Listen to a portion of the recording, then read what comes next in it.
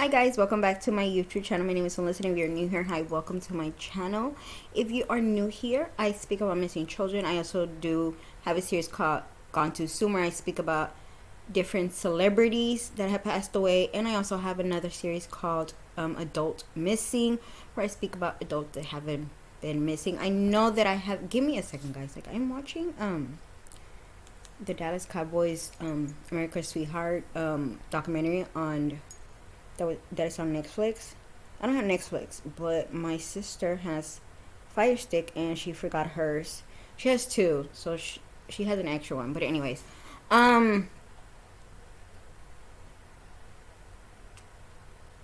yeah, where I talk about adults that have gone missing. I am so sorry. I went blank, y'all. Like I haven't done a video in a while. So today I do have a Gone Too Soon, and we're gonna be talking about someone that I feel like we all should know who he is. May not all of us know, but I'm gonna be talking about Kerry Coleman.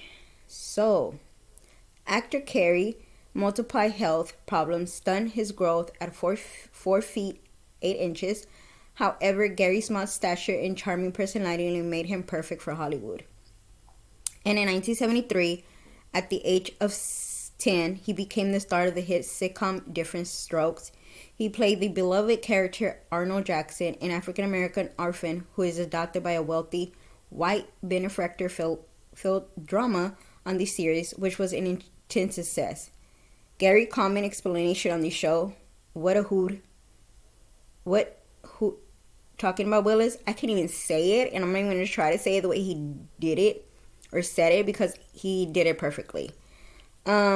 Quickly became pop culture catchphrase.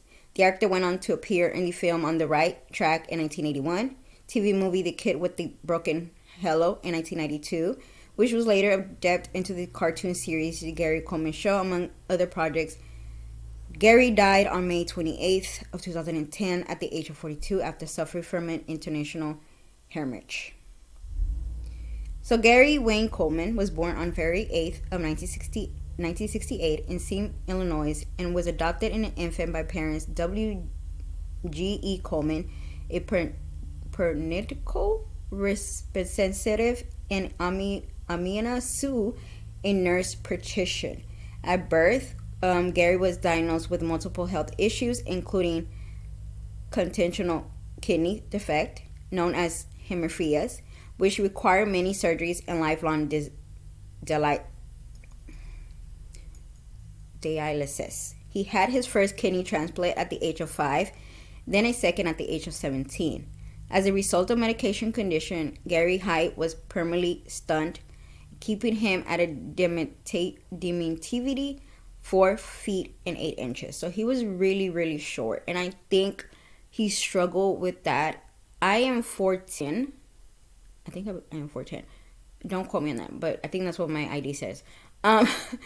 And I struggle with being picked on because I'm short.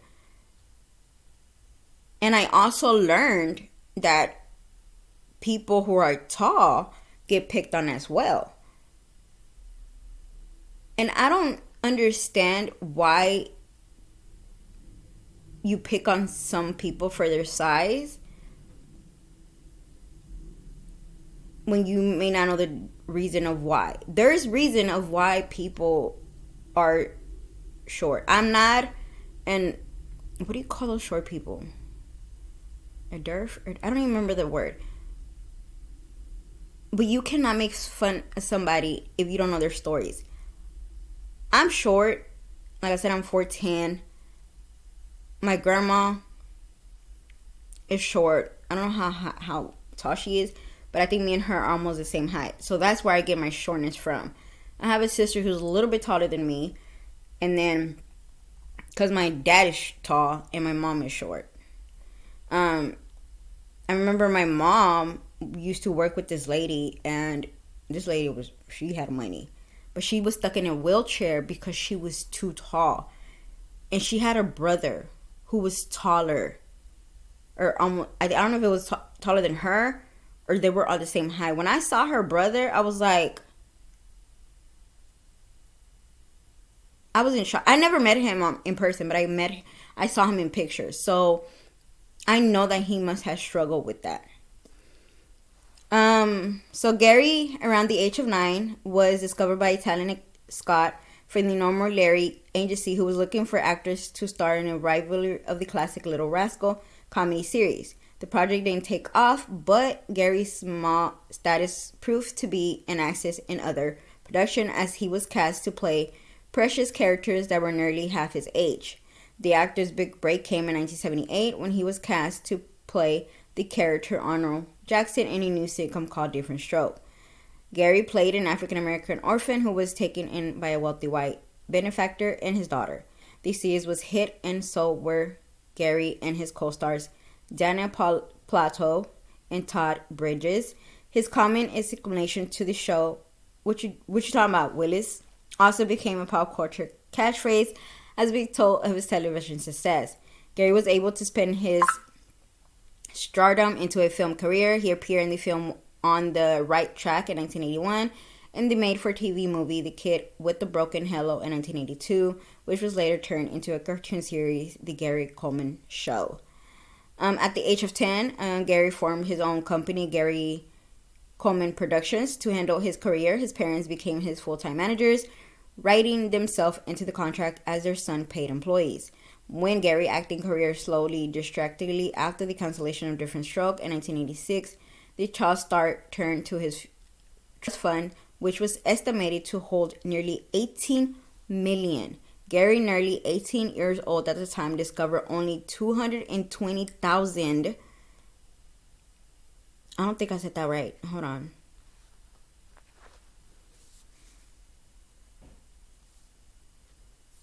I don't think I said that right, guys. I may not. I bet you anything I did not say that number right.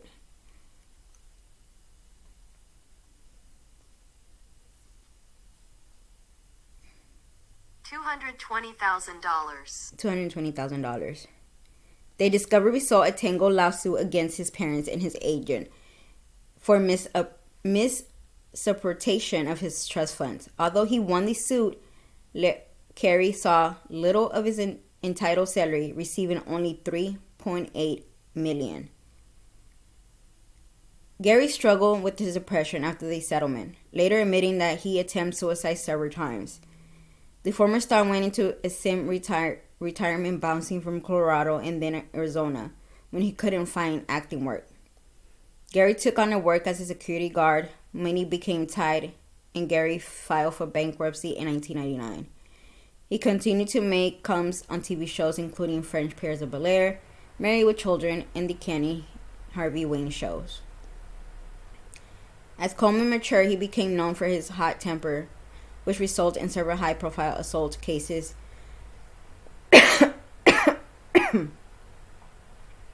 In 1998, he was charged with assault allegedly pushing a woman who sought an autograph from the actor. He pleaded not contest to the charge and was ordered to pay the victim hospital bills. And in July 2007, Gary was again arrested, this time for disorderly conduct, when a heated argument with his girlfriend, actress Shane Price, got out of control. Despite their difficulties, the couple were wed secretly in August of that same year, but by 2008 they were already having marital problems. They headed to TV divorce court to settle the issue, airing their grievances for rap audience on May of 2008. The couple would stay together, and a year later they were again verbally in domestic dispute. Both parties were citizen for disorderly conduct, but these conflicts with the law didn't resolve with Gary, and in 2010 he was charged with domestic violence again and placed in jail overnight. Gary has also made headlines recently for his failing health. He suffered on seizures on the set of The Insider on February 26, 2010. Then on May 2010, he was admitted to Utah Valley Regional Medical Center in Provo, Utah, after a fall in his home. Gary died on May 28, 2010, at the age of 42, after suffering from an congenital hemorrhage in Villeport, Utah. He did have a girlfriend at the time. She was not a celebrity, so I'm surprised they did not mention her. There is, if you have Tubi, there should be a documentary about him.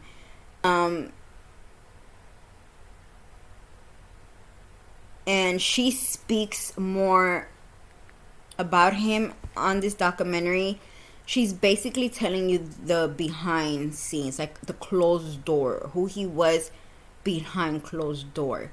um his life in general was a very hard life for him, with all this medical things that he had going on, and then his him being the height that he was, and then to find out that your parents were and your agent were stealing money from you is mind-blowing. But am I surprised? No, I'm not. Why am I not surprised? Because this happens so many times. You will see kids that are not adult that have been acting as children, or even not as children. Oh yeah, as children. And when the time comes that they're in the age where they could get, oh sorry guys, when they're in that age that they could get their money, and they're ready, that they have the right to the money, they realize that the money's been gone.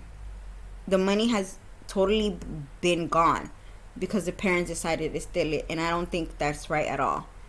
I don't think you have the right to steal your kids' money.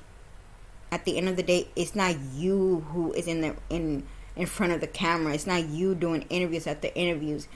It's not you that it's missing of not having your friends or going to school or being a normal child, because your child is always at work. So what gives you the right to steal from your own children? Yes, that's your children. Whoopie-doo.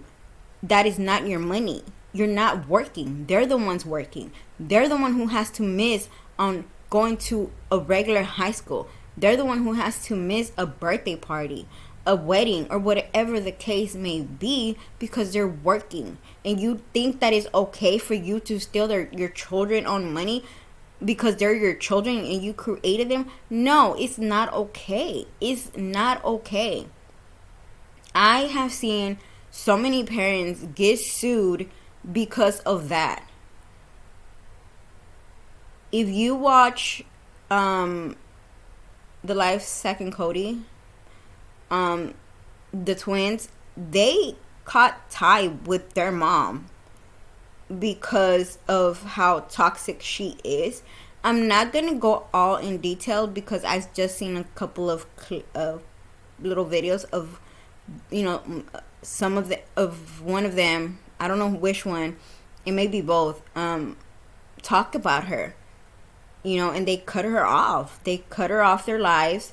They have a good relationship with their dad, which is a good thing, because when it comes to some of these kiss actors, some of them cut off their parents, like both of them, so they are basically alone.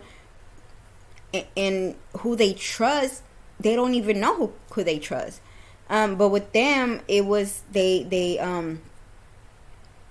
got lucky that they got along with their dad, and they cut their moms off. And because like I said, I've only seen a little clips there and there, and she's toxic, and she's and they really paint her in not a good way. And so I know for them it probably was hard to make the decision of cutting their own mother, but at the same time I feel like they knew what they had to do was right, for not just their health but for their career as well.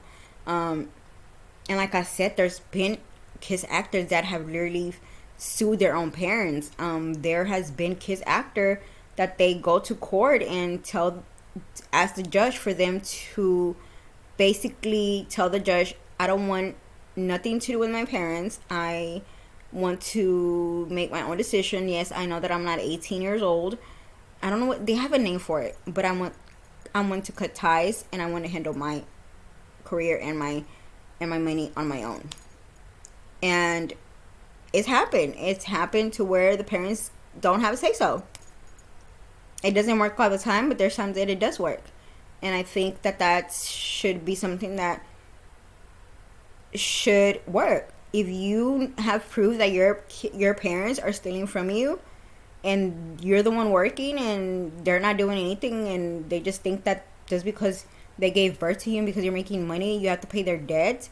No, no, cut tie of them. You know what I mean? So with this case, it really hurts because first of all, he was adopted. Like, he was adopted, and his adopted parents seemed like they were what, she was a pediatrician, the mom, and I cannot remember what the dad was. So you were making good money. It may not have been good money as your son, but it was still good money to where you did not have the right to steal from your son. The agent too, like, I don't understand what makes, like, that's just crazy. But yeah, guys, that is it for today. Hope you have a good Saturday. Y'all enjoy the rest of the week, and I'll see y'all soon.